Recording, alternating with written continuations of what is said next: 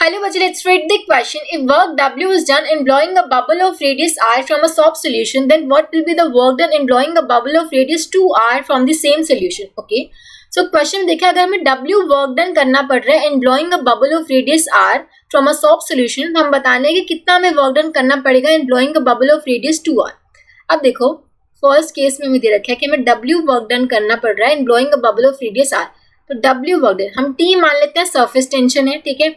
अब देखो तो जो फर्स्ट केस में वर्क डन हो जाएगा सरफेस टेंशन इनटू में increase in the surface area. अब देखो इस बबल के दो फ्री सरफेसेस होंगे, एक सरफेस का एरिया कितना हो जाएगा 4 पाई आर स्क्वायर, तो दो फ्री सरफेसेस के कितने हो जाएंगे 2 इंटू में 4 पाई आर स्क्वायर.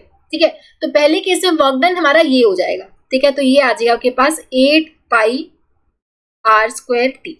ठीक है, अब सेकेंड केस में देखो उसने कहा है वर्क डन हमें बताना है in blowing a bubble of radius 2r.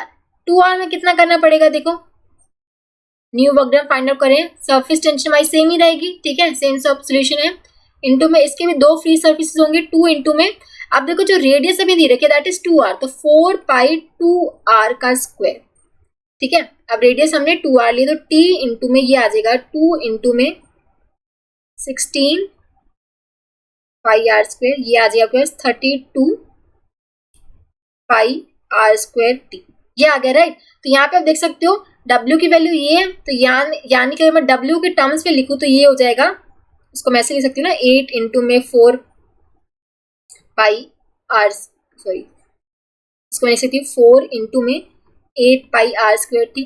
ठीक है, तो ये हो जाएगा 4 टाइम्स W, यानी कि सेकेंड वाले केस में work done in blowing a bubble of radius 2r from the same solution कितना आ गया 4 टाइम्स W आ गया, राइट. तो हमारा option C would be the correct answer. I hope आपसे कुछ समझ आया होगा. Thank you so much.